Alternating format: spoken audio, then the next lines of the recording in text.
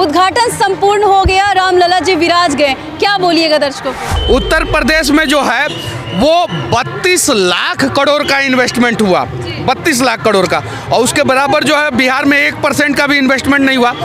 तो ये राम राज्य को जो है अब आगे बढ़ाना है, बिहार में भी राम राज्य आए इसका प्रयास करना है। जहाँ मर्यादा पुरुषोत्तम श्री राम जो है जन्म लिए हों और जहाँ पे राम भक्तों की इतनी भीड़ हो, तो वहाँ पे तो राम राज्य की कल्पना तो किया ही जा सकता है, लेकिन अब राम राज्य को आगे बढ़ाना है और पूरे देश में राम राज्य आए इसका प्रयास करना है। बिहार, बंगाल और झारखंड, तमिलनाडु, यहाँ पे भी इन चारों राज्यों में जो है अब राम राज्य आएगा। कैसे आएगा? आप इतने भरोसे से कैसे कह रहे हैं? तो हक मारने वाले कौन है भारत में आज, और गरीबों के हक के लिए कौन लड़ता है भारत में आज भारत के राम भक्तों को पता चल गया होगा। पहला सवाल, उद्घाटन संपूर्ण हो गया, रामलला जी विराज गए, क्या बोलिएगा दर्शकों को? बस अब राम के मंदिर का मंगल हो गया, अब राष्ट्र का मंगल होगा, और राम राज्य में कोई भूखा नहीं सोएगा, सबको रोजगार मिलेगा, देश का विकास होगा।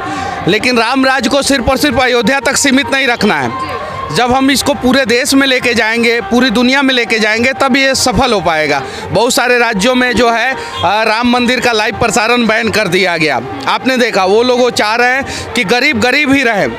वो लोग दलित और पिछड़ा और अति पिछड़ा की राजनीति करते हैं। वो लोग चाहते हैं दलित, अति पिछड़ा और पिछड़ा जो है वो हमेशा जो है कम पैसे वाले रहे, गरीब रहे, ताकि उन लोगों की रोजी रोटी चले। लेकिन राम के दरबार में जो है कोई दलित नहीं होता है, कोई पिछड़ा नहीं होता है, कोई अति पिछड़ा नहीं होता है, कोई स्वर्ण नहीं होता है, सब एक होते हैं। तो बस अब राष्ट्र का मंगल होगा। राम जी भव्य मंदिर में आ गए हैं, और आप दिखाइए यहाँ पे ये सड़कें जो है अभी राम भक्तों से भरी पड़ी है, पूरी सड़कें पूरी। सुबह से जो भक्त यहाँ पे जन सैलाब की तरह उमड़ रहे हैं। देखिए ये सारे के सारे राम भक्त हैं, सारे के सारे, और इन लोगों के वजह से इतना भव्य कार्यक्रम सफल हो पाया। आप देख सकती हैं, मतलब कि जहाँ भी जाइए, जहाँ भी जाइएगा वहाँ पे जो है भक्तों का भीड़ आपको दिखाई दे रहा होगा। आप देखिए हर जगह जो है, तो ये भावना है इनमें। जाके जाति जब पूछिएगा ना, तो वो लोग सिर्फ और सिर्फ बोलेंगे हिंदुस्तानी राम भक्त हैं हम।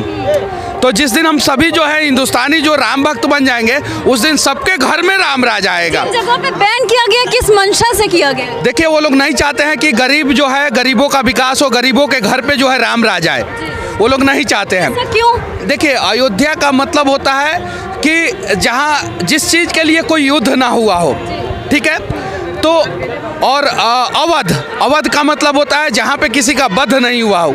तो ये अवध क्षेत्र है, वहाँ की राजधानी अयोध्या।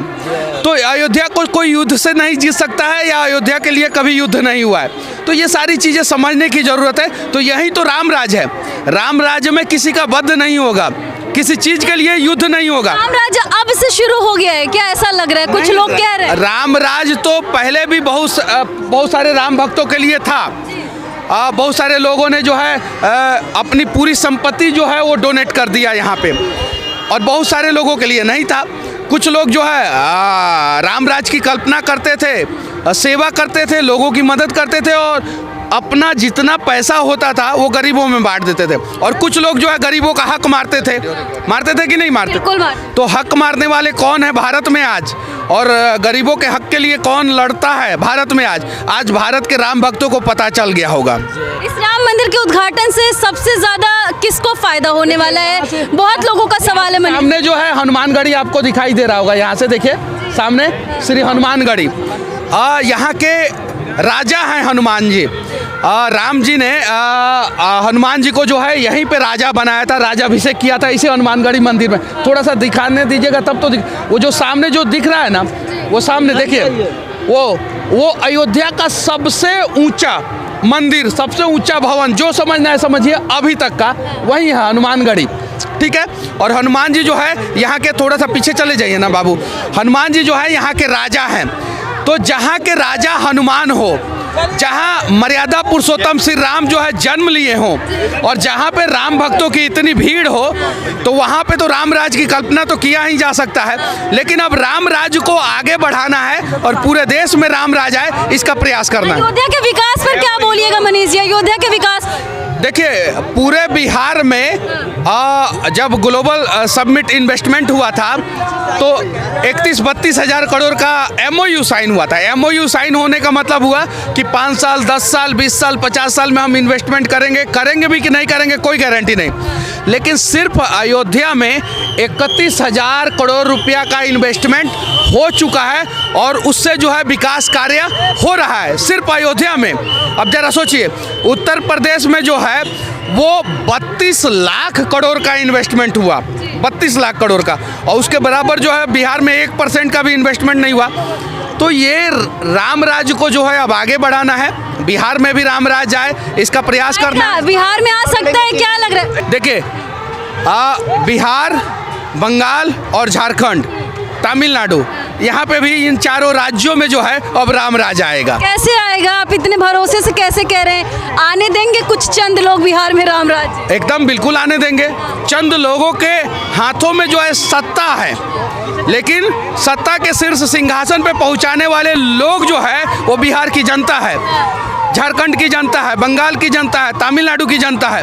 तो वो लोग जान चुके हैं कि कौन हमारा हक मार रहा है, और जो लोग उनका हक मार रहे हैं उन्हें फिर वो लोग दोबारा कभी नहीं चुनेंगे। अयोध्या की नगरी से आप दर्शकों को क्या कुछ मैसेज देना चाहेंगे आज के दिन? देखिए, मैंने बोला ना कि अवध, जहाँ पे किसी का वध नहीं हुआ, किसी के हक का वध नहीं हुआ है, वही तो अवध है।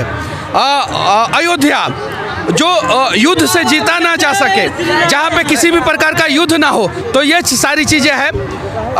बस अयोध्या से मैं इस देश के सभी लोगों से इतना ही कहना चाहूँगा कि राम राज की कल्पना कीजिए, राम बनने का प्रयास कीजिए, अपने घर में बच्चों को राम बनाइए, राम के पद चिन्हों पे चलाइए, पूरे दुनिया में राम राज आ जाएगा।